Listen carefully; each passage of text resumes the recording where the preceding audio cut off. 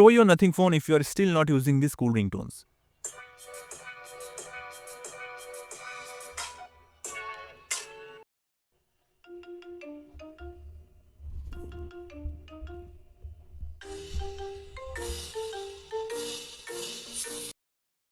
To get this, first go to this website, then set the filter for your specific device,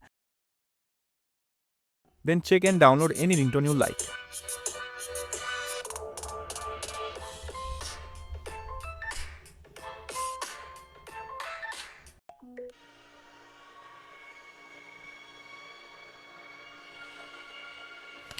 Then go to your file manager and move the downloaded file to this folder.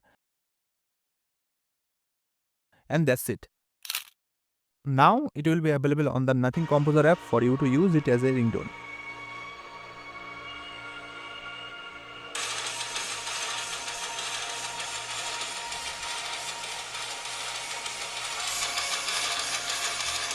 Call for more.